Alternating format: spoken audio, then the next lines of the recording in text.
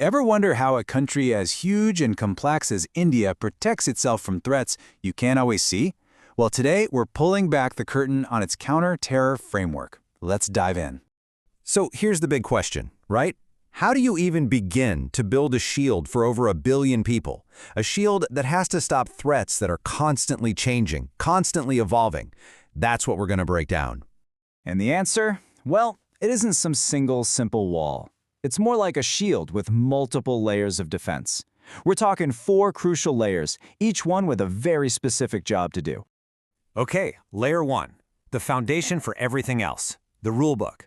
Think about it. Before anyone can take action, you need to have the laws in place that say they can. This is the legal backbone of the entire operation.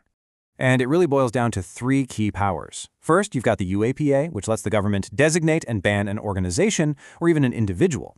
Then the NIA Act gives a central agency the power to investigate anywhere in the country. And finally, the NSA allows them to detain someone to prevent an attack. So, designate, investigate, detain. That's the core of the legal power. So you've got the rules, but who's actually calling the shots? That brings us to layer 2, the command center. This is the strategic nerve center, the brains of the whole operation, making sure everyone is on the same page. And here are the key players. The NSCS, they're like the head strategists, creating the big picture game plan.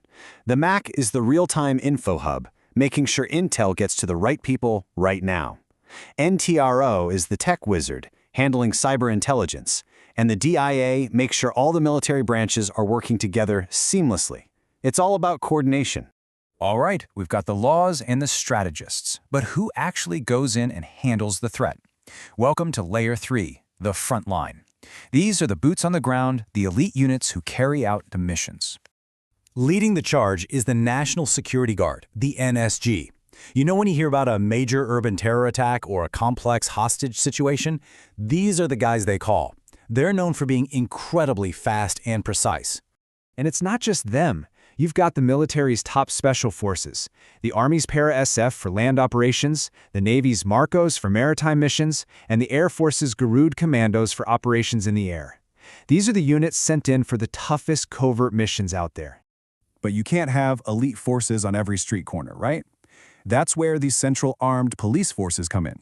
They are the absolute backbone of the country's internal security, managing borders, protecting critical infrastructure, basically holding the whole thing together day to day. And that brings us to our final layer. And you could argue it's the most important one, because its job is to stop attacks before they even happen. Layer 4, the early warning system. This is the invisible part of the shield, the vast intelligence network. It's kind of like having 2 lookouts. You've got the Intelligence Bureau, or IB, which is focused inward on threats inside India. And then you have the Research and Analysis Wing, R&A, which looks outward, tracking threats coming from outside the country. One watches the inside, the other watches the outside. But how do you connect all that information? I mean, all the bits and pieces from different places. Well, that's where this number comes in, 21. What on earth could that mean? It's the number of databases connected by something called NatGrid, the National Intelligence Grid. Just imagine it. It can instantly pull together someone's banking records, their travel history, immigration data, phone info, all of it. It's designed to connect the dots in real time to reveal a threat no one else can see.